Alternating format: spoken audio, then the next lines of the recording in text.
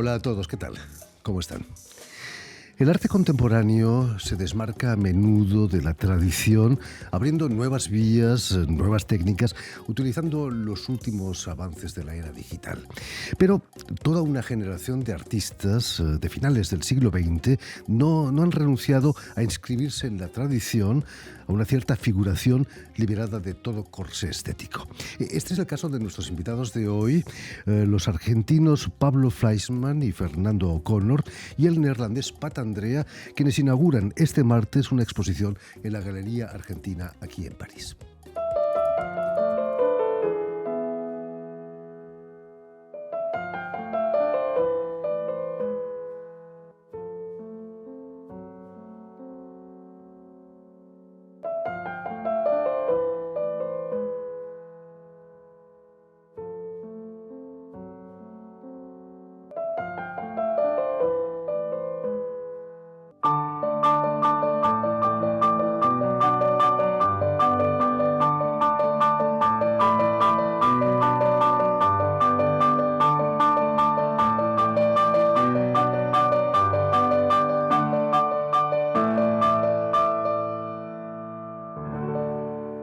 Muy buenas tardes, Pat Andrea.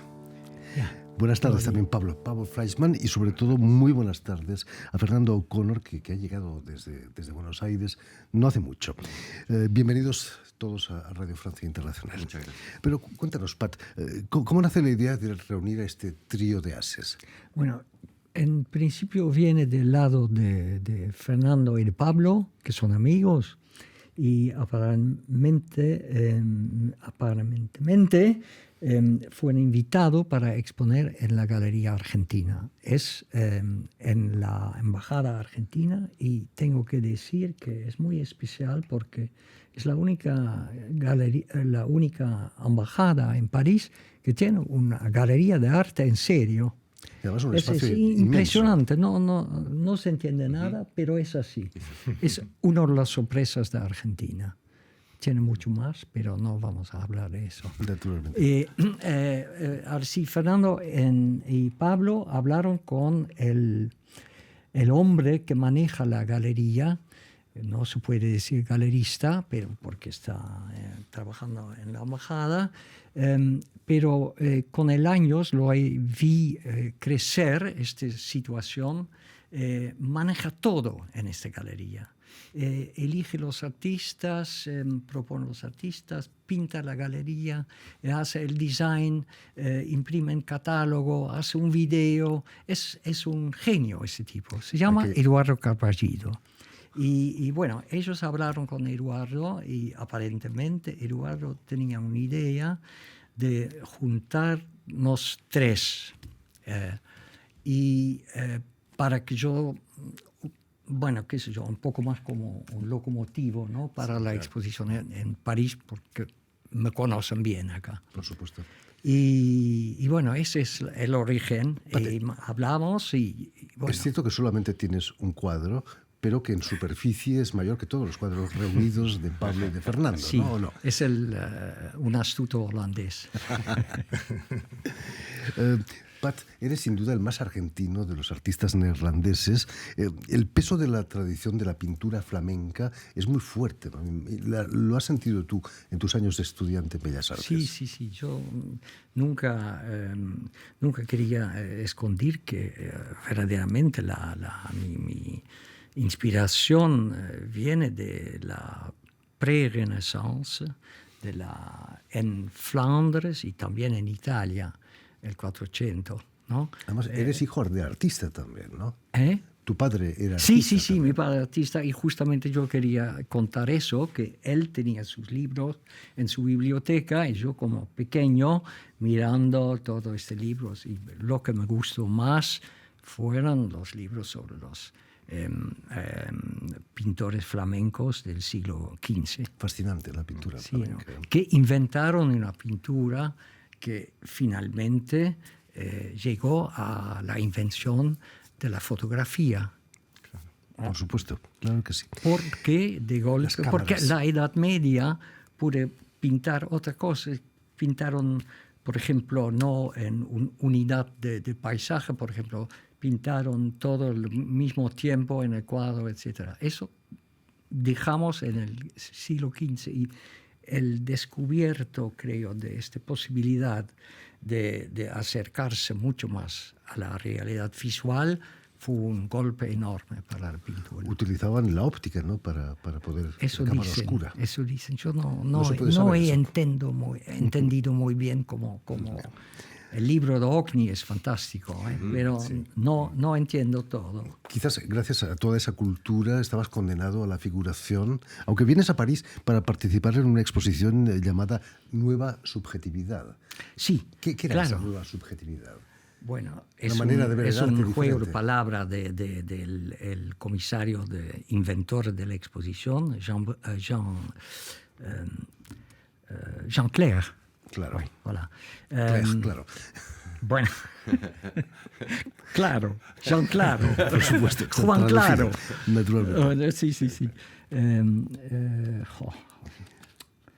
Pero fue una exposición, una gran exposición. Había grandes nombres de la pintura. Sí, totalmente. Y eso fue un intento de romper un poco y de volver un poco a esta pura visualidad, en todo caso un realismo mucho más cerca de la objetividad. Y por eso él utilizaba la nueva subjetividad como un peu como un blague. Exactamente. ¿No? Porque la objetividad estaba mismo cosa, pero en Alemania antes de la guerra.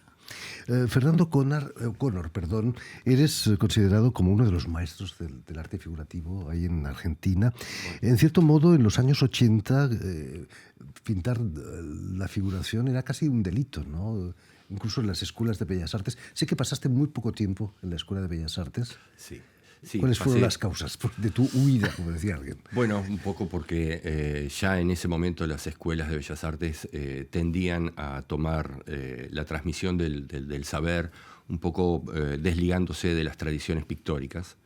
Ya era bastante notorio que ese proceso estaba en marcha. Y a mí básicamente siempre me había interesado continuar mi búsqueda a partir de las tradiciones pictóricas. Porque es cierto que vas a dejar la Escuela de Bellas Artes para pasar a una escuela pública que se llama Estímulo. Ahí encontraste tu estímulo de Bellas Artes. Exactamente, sí. Estímulo de Bellas Artes es una asociación que todavía está funcionando, donde uno puede ir de manera independiente y libre a trabajar con modelo vivo. Y yo ahí trabajé cerca de entre 3 años haciendo doble turno. Yo entraba a las 4 de la tarde y me iba casi a las 10 de la noche todos los días. ¿Por qué es tan importante dibujar frente a un modelo vivo? Porque el dibujo, hasta donde yo entiendo, es lo único que, al menos a un pintor figurativo, le da la herramienta de la comprensión de la forma. No hay otra forma de pensar la realidad si uno no incorpora el lenguaje que da el dibujo, la estructura que da el dibujo. Entonces, aprender a dibujar para un pintor figurativo es como aprender la gramática para un escritor. Ejercicio muy difícil, ¿no? No se aprende de un día para el otro. No, para nada. Lleva, creo que toda la vida no alcanza. Me fascinó. Tengo un querido amigo que tradujo novelas del coreano. Ajá. Y la tradición de la caligrafía coreana exige 10 años como mínimo para poder empezar a dibujar caligrafía coreana, ¿no? Bueno, yo siempre digo que si se enseñara en las escuelas a ver de la misma manera que pueden ver los no videntes, muchos videntes dibujarían mucho mejor. Porque el no vidente busca comprender la forma con el tacto. Y es lo que el vidente tiene que aprender a hacer con los ojos. Entender, comprender. Y eso no es fácil de enseñar. Pablo Fleischmann, también vas a pasar por el Estímulo de Bellas Artes. Es importante también para ti seguir la tradición del modelo vivo, por ejemplo. Sí, claro. Bueno, yo cuando empecé a estudiar dibujo y pintura, un día llegué al taller, yo tenía 18, 19 años, y me encontré con una modelo que no era para mí. A mí me pusieron al costado, pero muy, muy pronto entendí que la figura humana iba a formar parte de mi obra, y empecé como Fernando, empecé a ir a Estímulo de Bellas Artes yo habré ido durante 5 años, todos los días. Y respondiendo a tu pregunta de la dificultad, durante 5 años yo volvía deprimido a casa de que no sabía dibujar. Es desesperante a veces. Claro. Hay un momento en que hay como un declic donde uno dice, tal vez ya empiezo a dominarlo, y es ahí donde uno empieza a jugar y a deconstruir lo que uno aprendió. Fernando, hablando de tradición en la pintura, ¿es cierto que pasabas horas en los museos mirando, intentando descubrir cómo diablos hacían eso esos grandes maestros? Sí. ¿Qué museos visitabas, por ejemplo? Bueno, el Museo Nacional de Bellas Artes en Buenos Aires es un museo extraordinario. Fantástico. Tiene mucha menos obra que cualquier otro museo de los que hay aquí en Europa, pero lo que hay es una maravilla. Y yo recuerdo, y no exagero, recuerdo haberme escapado de la escuela en horario para irme al museo y plantarme frente a un cuadro de Sorolla, simplemente porque quería entender dónde había ido la primer pincelada y cómo se había ido construyendo. Eso me fascinaba. El secreto de la luz, ¿no? Sí, pero además la construcción de la forma a partir de la pincelada. Eso siempre me fascinó. Hoy en día hay un cierto pudor en llamarse maestro, pero como decimos en España, nadie ha nacido enseñado, ¿no? Hay que reivindicar el magisterio en el arte como en otras materias. Sí, Tú tuviste un maestro seguramente. En realidad yo tuve una formación muy anárquica, digamos. No seguí una formación formal, perdón la redundancia, pero sí reconozco grandes maestros. Para mí fue Carlos Alonso, más allá de que no haya sido mi maestro. Para mí Carlos Alonso fue la guía por donde yo entendí que tenía que continuar mi búsqueda. Esa es precisamente la función de un maestro, ¿no? Exactamente, guiar. Por supuesto. Para Pablo Fleischmann, imagino que fue decisiva la figura de la artista Luisa Reisner, que te llevó hacia el grabado, ¿no? Sí, bueno, Luisa es quien me formó en dibujo y pintura.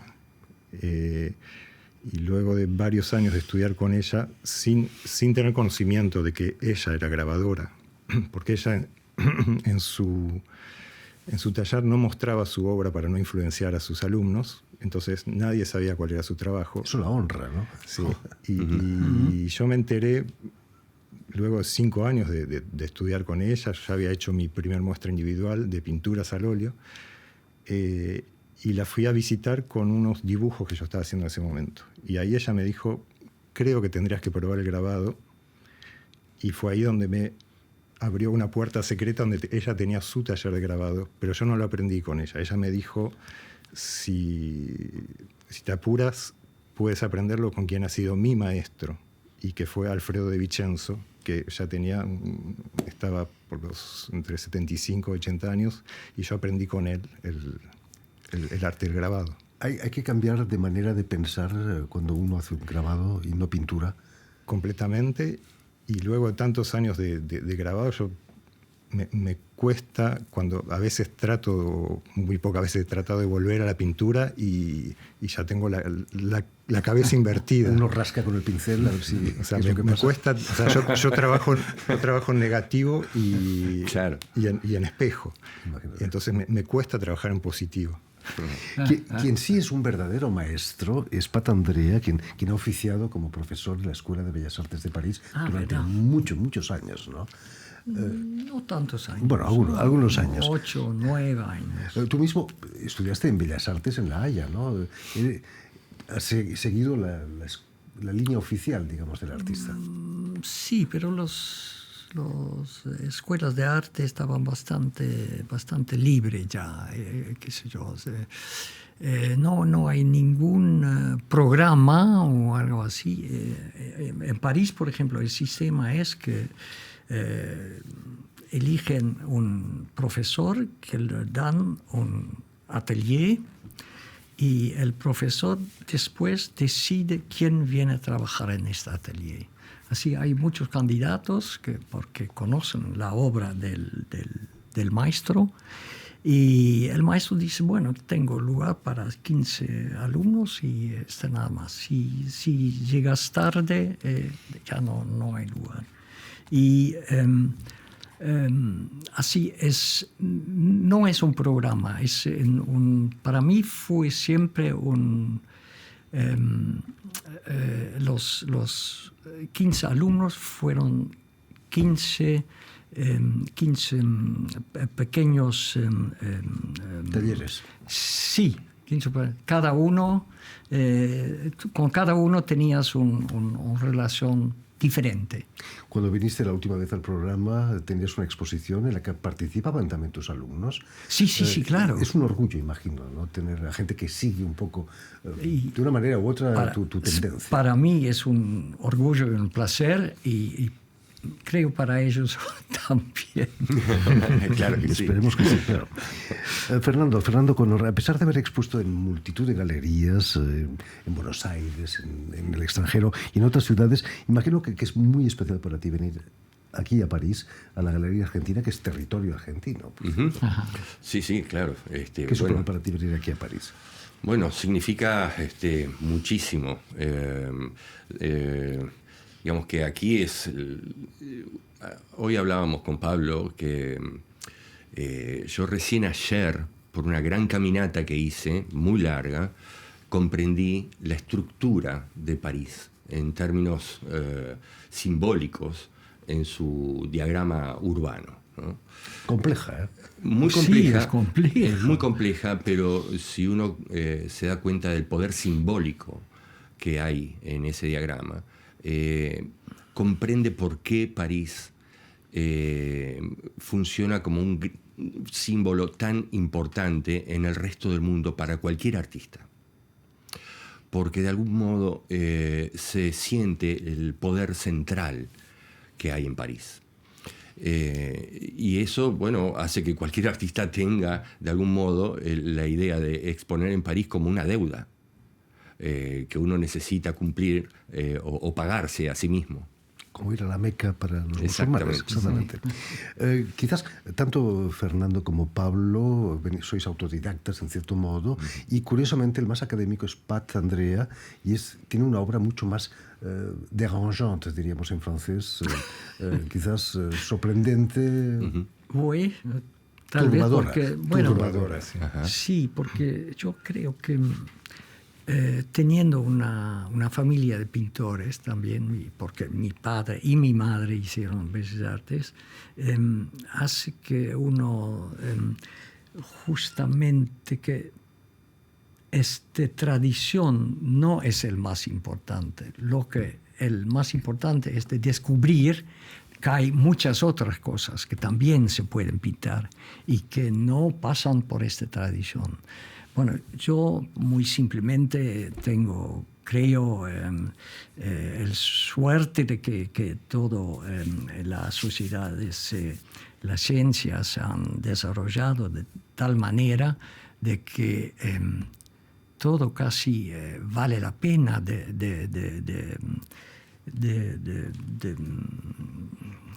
plasmarlo. De poner en el laboratorio y ver si podés pintarlo. Si podés hacer algo con una imagen con esto, por ejemplo.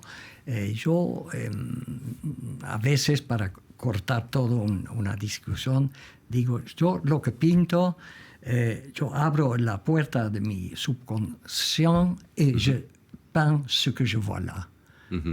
Alors, por ejemplo, si Freud no había pasado antes, no podría haberlo hecho. Tu trabajo es tan perturbador como nuestros sueños, ¿no? A veces. Sí, no, son nuestros sueños a veces. Pero nunca son pesadillas, ¿no? O a veces... tienen buenas soluciones. Menos mal, se vendrían menos bien tus pinturas si fueran pesadillas. Pero tengo pesadillas, ¿eh? Como todos.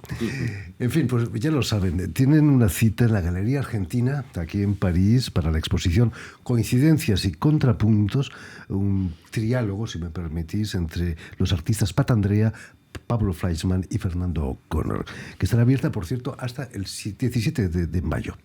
Muchas gracias a los tres por haber estado aquí con Muchas nosotros. gracias a ti. Mucho éxito aquí en París. Y permíteme también que dé las gracias a Adrián Toureau y a Guillaume Buffet, quienes se han ocupado hoy de la realización del programa. Y también saludar a nuestros telespectadores que nos siguen en toda América Latina. En Buenos Aires, seguro que también, gracias a la cadena Unión Continental Latinoamérica y una red que se llama TAL, TAL, que reúne televisoras públicas y universitarias de América Latina también. Y a ustedes, muchísimas gracias por su atención y les damos cita para una nueva edición de El Invitado de Radio Francia Internacional.